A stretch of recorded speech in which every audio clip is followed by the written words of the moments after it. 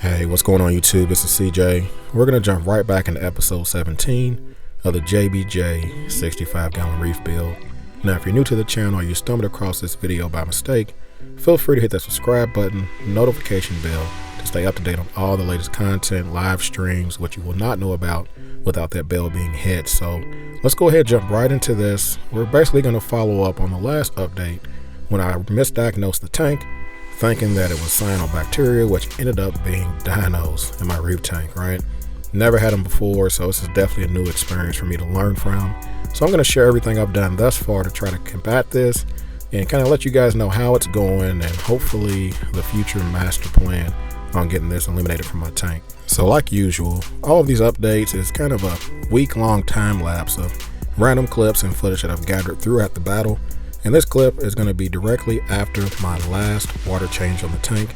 And I say last because that is part of the master plan. I'm going to try to eliminate the export and the introduction of different things to the tank, meaning lowering my nutrients through water changes and introducing silicates and whatever else may have been added to the tank through water changes. I wanted to try to eliminate all variables so we can try to finally narrow down what may have caused this. So something else you may have noticed, the tank is running underneath all blues. From my understanding, a lot of different algae and different things need the red spectrums to photosynthesize. So I wanted to try to eliminate the food that was needed for these algae to grow and hopefully slow down the dino's attack as I tried to stabilize the tank and just make sure this didn't get worse. So just give you guys a quick look and walk through at the system. As you guys can tell, the corals that are in place are still pretty colorful. I haven't really lost any corals. I haven't noticed anything as far as livestock suffering. So all of those are definitely positives that I've noticed. So at this point, tank's been running exclusively underneath blues for definitely over a week. And to be honest, everything seems perfectly fine. I actually enjoyed watching the tank this way. Just enjoying the colors, the fluorescence as far as the corals. The fish appeared to be okay. Even the wrasses went to bed and woke up the normal times of day. So the blue lighting literally had no negative impact. Now, am I expecting crazy growth from corals or anything during this time? Of course not. But if this helps get me by long enough to really start getting to the bottom of the issue, I'm definitely going to stay the course. So the next phase of my master plan, battling these dinos, is going to be the reintroduction of my UV Sterlizer. Now this is the same one that I had on the 120 gallon that I originally had on the JBJ, and then I had that water incident where the hose clamp broke and I just took it off and never put it back on. Well, that time is over. There's definitely a need for it now, and from my understanding and my research, a lot of people that have beat Dino Flagellants also use some version of a UV sterilizer, at least in some methods of beating it. I mean, there's so many different stories and ways I've heard of people beating it, but this appears to be one of the more natural ways, which is going to be the way I wanted to do it. Now, one thing you guys notice, the output is very slow, so I'm not doing a high turnover rate. I want maximum contact time through this UV sterilizer to completely kill and zap anything that goes through as far as Dino Flagellants or anything that may be bad, and probably some of the good bacteria in the system as well, but I'm willing to accept that if it's going to help me get past this. Now, one of the safety measures I want to make sure I mention is going to be hard plumbing this over the tank. Previously, it was all soft tubing, hose clamp broke, fell out of the tank, drained the tank.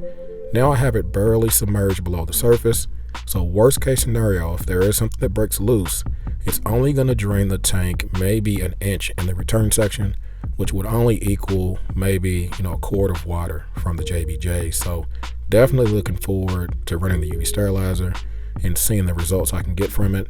Now, as I mentioned before, no more water changes as far as export. Also disabled my equipment when it comes to export, meaning no skimmer and also no algae scrubber. So at this point, everything I put in the tank is staying in the tank. The goal is to raise the nutrients up and make sure I'm not out of balance as far as zero phosphate, zero nitrates, and all of those ultra low nutrient environments that I've heard dinos flourish in. So that's pretty much the point.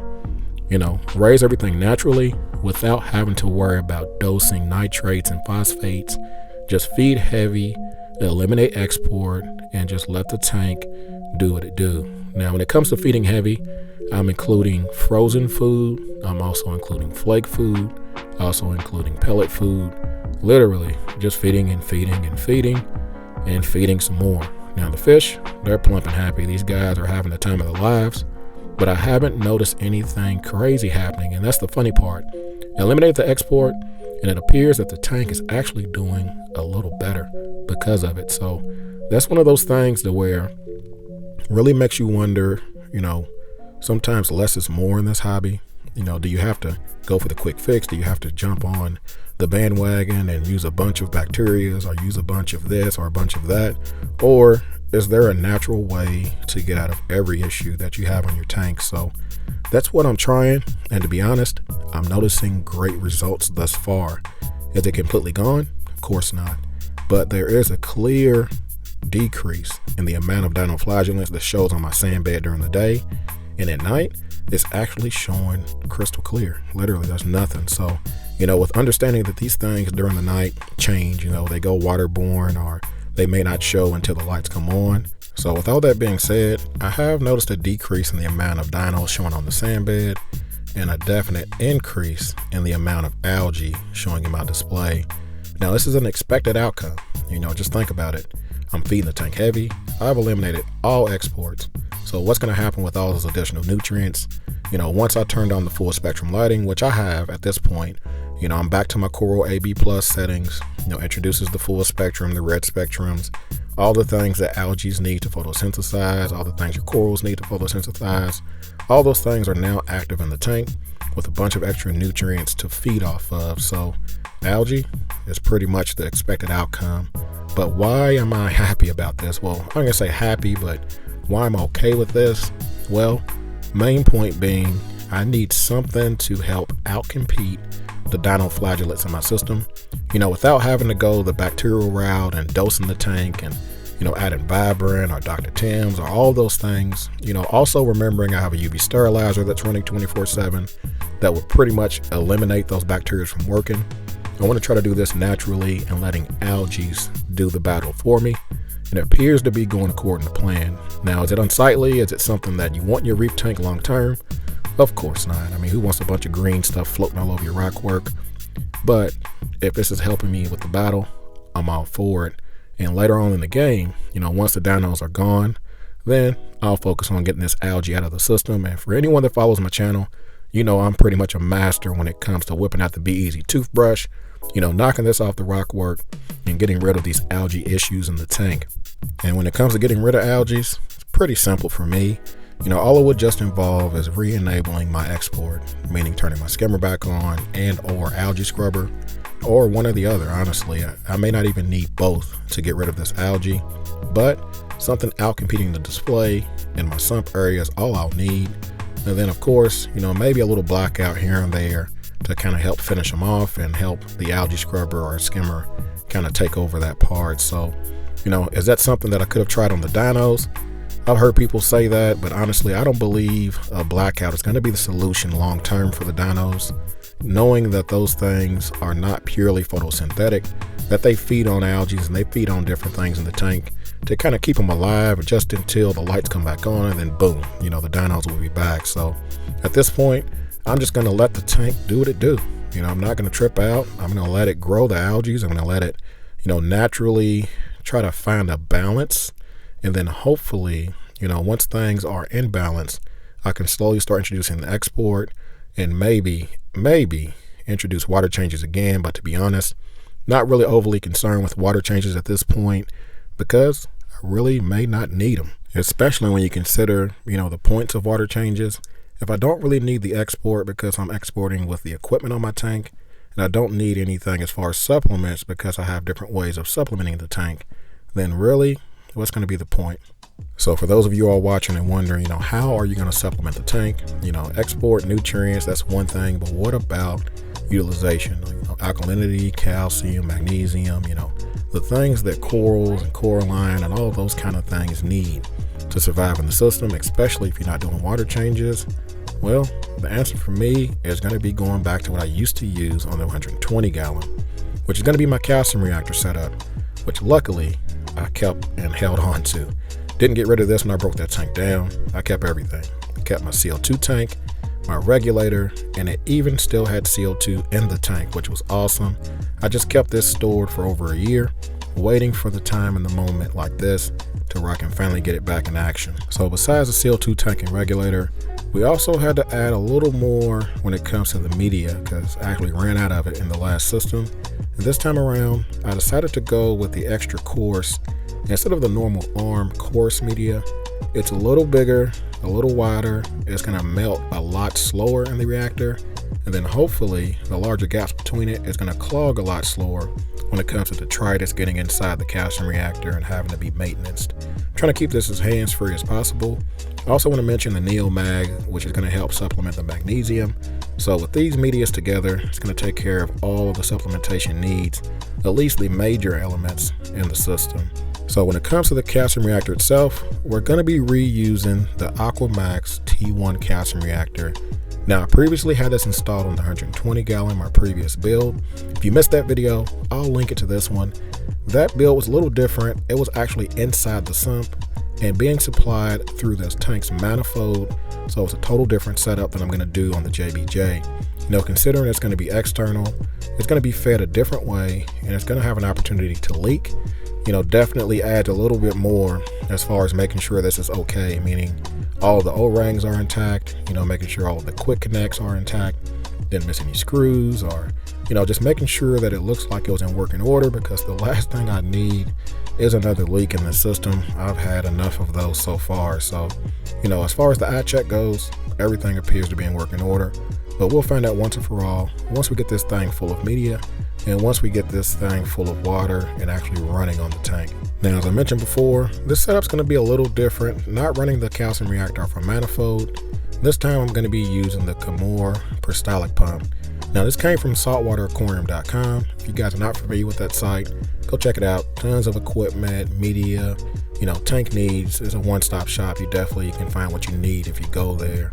But one thing I want to mention, I've never used this before. This is brand new to me, so it's not something I can really explain to you guys as far as long-term use. Can't really provide a review. What I will say is read the instructions, pretty straightforward. Connected the hose to the input and output. Main goal is just making sure I have something that can handle the head height needs.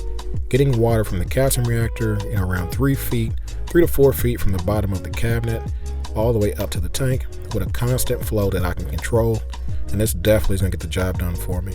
So last but not least is gonna be the pH probes. Now for me, I'm gonna rely on my Apex to control the calcium reactor, the amount of CO2 that's going into it, and also monitoring my tank's pH to see how it's affected by it. But one thing I want to mention as a fun fact, these pH probes are over 2.5 years old, and they were dry for almost a year in between tanks, and they still work. Go figure, right? People say that you can't calibrate dry probes. I'm here to tell you they calibrated fine, and they've been working fine their entire time on the JBJ. So for anyone that's new to the channel, you guys may have always wondered what's under the JBJ, you know, what's the cabinet look like. It's been a while since I've covered this, but usually, you know, who wants to see what's underneath the tank, right? But in this situation, I figured one more peek for 2020, and then we're gonna stick with the display moving forward. But just everything you normally will have in a reef tank. You know, I got my Apex down here, I got all my test kits, which include ICP tests, Salifert test kits, HANA checkers. Also includes, you know, as far as my auto top off, which is a 5-gallon reservoir, which lasts me over a week on the JBJ. So definitely get plenty of use out of it. It's being fed to the tank by a P-mump, which gets controlled through my Apex. And then of course, you know, you got your normal air pumps, which supplies the algae scrubber with air. I tried to minimize the amount of plugs that are controlled by the Apex, especially when it comes to stuff that has to stay on, like the peristaltic pump or the recirculating pump or the air pumps. All of those are through the power strip below. The Apex just controls the things I need monitored, like, you know, the UV, you know, things I need on timers like bubble scrubbing, so far and so much. So, I mean, that's pretty much a quick walkthrough. Let me give you guys a look at the setup itself when it comes to the calcium reactor. And of course, you got the peristaltic pump that's running. I'm keeping it up and away just in case there's any leaks. I try to minimize the side effects and the damage. And then we also have, you know, the CO2 regulator. Now, this is a solenoid that is controlled by the Apex. So once the Apex gets a reading that it needs, it will, you know, leave it on. If it gets a reading that's too low as far as the pH in the reactor, it will cut it off. So all of that is monitored through the Apex, and it also notifies me. Of course, we got to make sure that we don't have any backflow.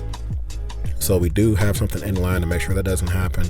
And then the bubble counter, of course, on the calcium reactor. So, this is the fun part, getting the calcium reactor tuned, especially not using one of the high expensive regulators. I don't have the fine tuning control that's needed to really count the bubbles. But knowing that I have the peristaltic pump, which is able to be fine tuned, it's going to make it a lot easier with getting this thing dialed in.